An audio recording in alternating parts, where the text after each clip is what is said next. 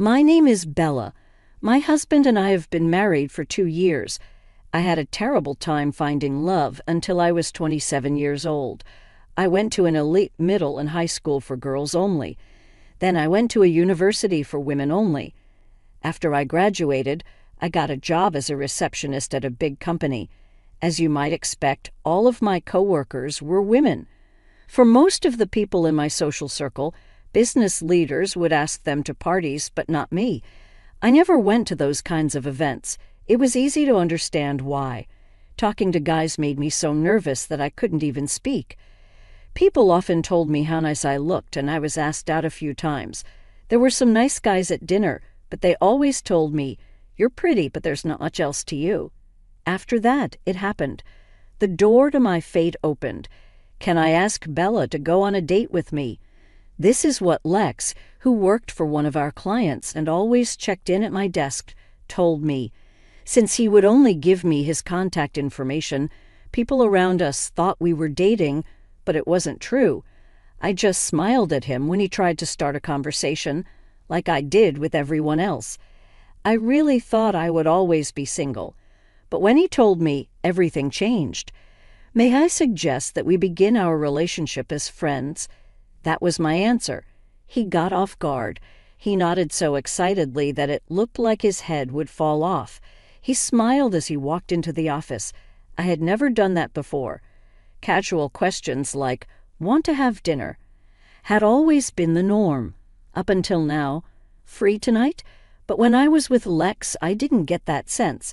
I only felt love. I was so happy. I went on a few dates with him, but I was still nervous and didn't talk much. The moment I knew he liked me for who I was, I knew. Is it possible for you and I to be together? To the point of tears, he was so happy. All of this took place on Christmas 2 years ago. At that moment, I was very happy and thought I would always have someone so loving in my life. But there was a hole in his armor when his business failed. Now it's been 2 years and I'm 29. "Lex, you should probably wake up now," I told my husband, who was still asleep. Then I put on my shoes and left the house. I'm the only one making money for our family right now. My husband H's business went out of business 6 months ago, and he hasn't had a job since. It's been hard for him to find a job. This business is in a bad field, and the economy is also bad. Sometimes he gets an offer for a job that pays only $2,000 a month, which makes it hard for him to commit to a new job. Even with all of this, I still support him. Our love isn't so shallow that it would fade if one of us lost our job. My pay has always been pretty low. We've never lived a fancy life. We rent a 2-bedroom flat that is more than 30 years old. It's a 30-minute walk from the train stop and the building isn't safe.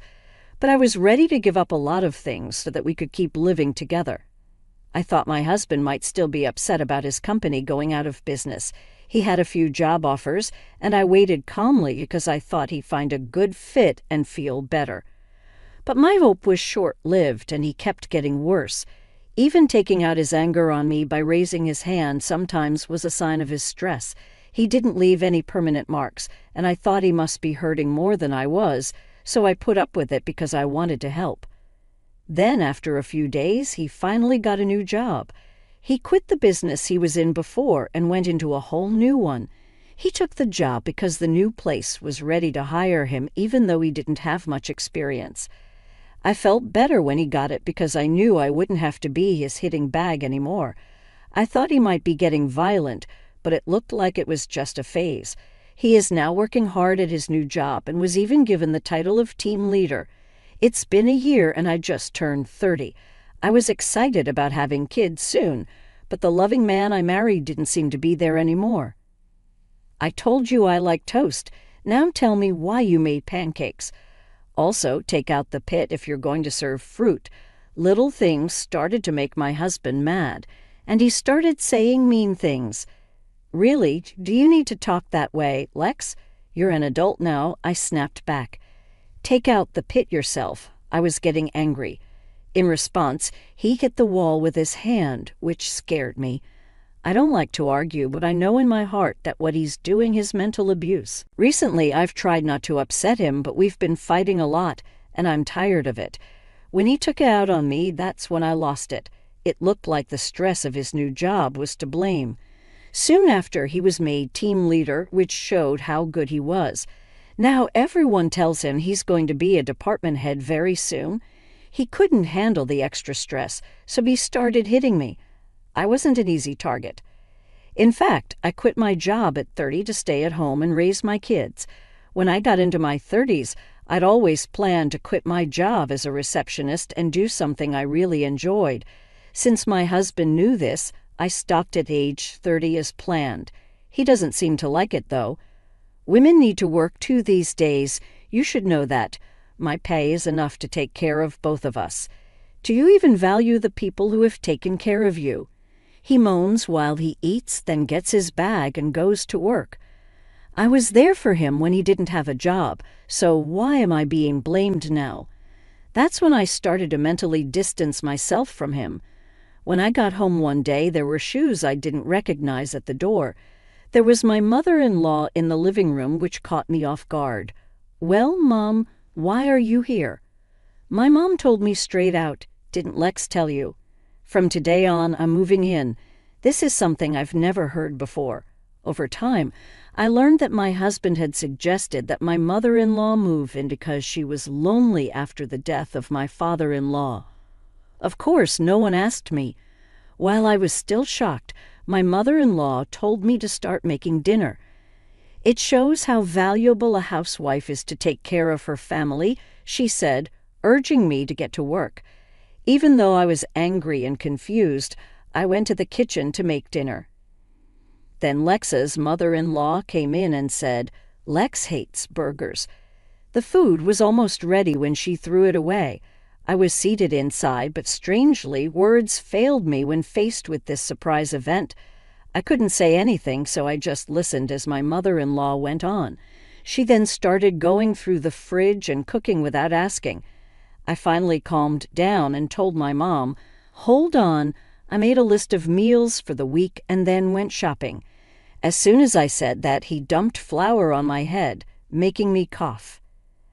I kept watching her make her food, and then she told me to clean up. When my husband finally got home, he was thrilled to see the meal. "Yes, this is the kind of food I want. It's better to eat fried food than salad," he said happily, walking past me and sitting down to eat with his mom. My heart felt like it had been smashed, and black ink had been dropped on it at that moment. Following that, my mother-in-law continued to bother me every day, and my husband continued to hurt my feelings. I felt like I didn't belong in this house, and even though my husband wanted to be close to me, I couldn't because of the situation. As a 30-something woman, I have been putting off having a child because I don't want to have a kid with this abusive man. The last straw finally broke when my wife's mom asked me to take her to the hospital because she was sick. Even though I didn't want to be with her, I had to take her to the hospital. But when I went to get her, a social worker told me to go to a different room. She told me, "You must be having a hard time taking care of the kids and doing all the housework by yourself, but taking it out on your husband and mother-in-law isn't good." It turns out that my mother-in-law was saying that I hurt her. When I felt even worse, she had been to the hospital more than once and asked about me each time. It looks like she picked today to deal the last hit. The social worker blamed me because she didn't know the whole story. You should look out for kids and old people more. During that time, our family hasn't had any children. When I was told I might need psychological help, I had had enough. "You broke my rights, so I'll sue you. It's not you who's being mistreated here, it's me.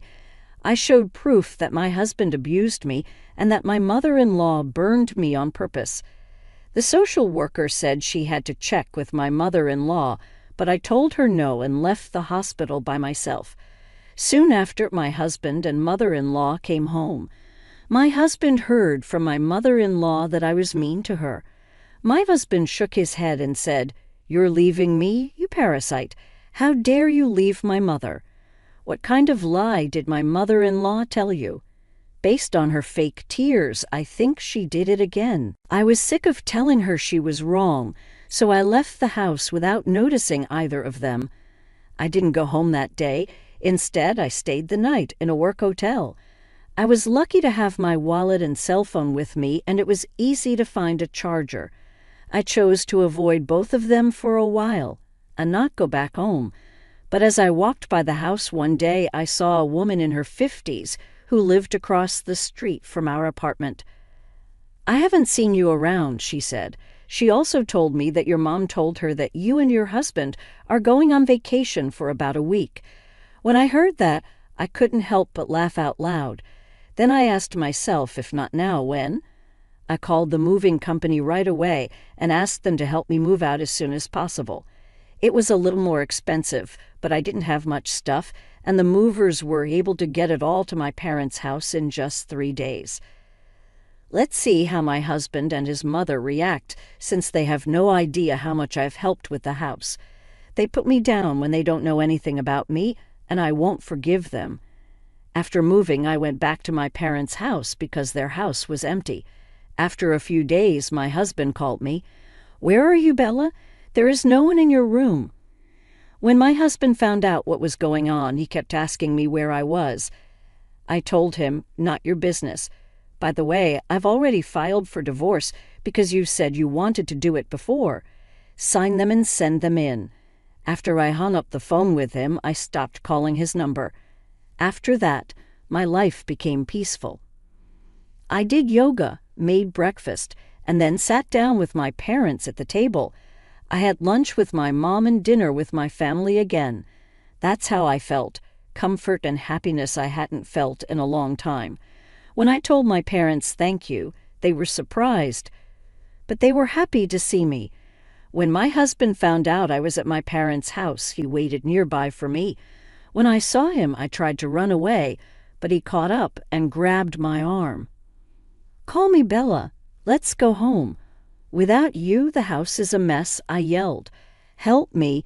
As his hold got tighter, a high school boy in his sports uniform came by and called the cops.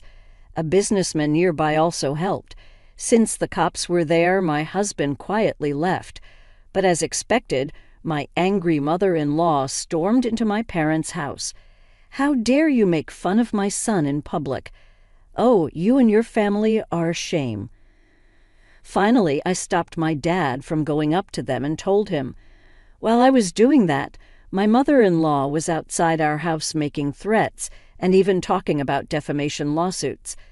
Dad was about to lose it and talk to her about it, but I stopped him. "Okay, I'm ready to settle this," I called my husband, who was standing next to my mother-in-law. When the call came in, he told her straight out, "I know you're cheating, and I have proof. I'm going to sue you for abuse and get money when we get divorced." My husband became scared when he heard this. After hearing rumors that he was going to a hotel with a coworker, I actually paid a detective to find proof of his cheating. I had a lot of proof. I even went to the hospital and got a note saying I was healthy in case they tried something. I had also recorded talks in case I needed proof. I was going to talk to my husband and his mother about it when I was ready mentally, but I'm not going to be quiet when they insult my parents. My mother-in-law has also been stealing money from my pocket. I've heard that the house is in terrible shape and even smells bad since I left.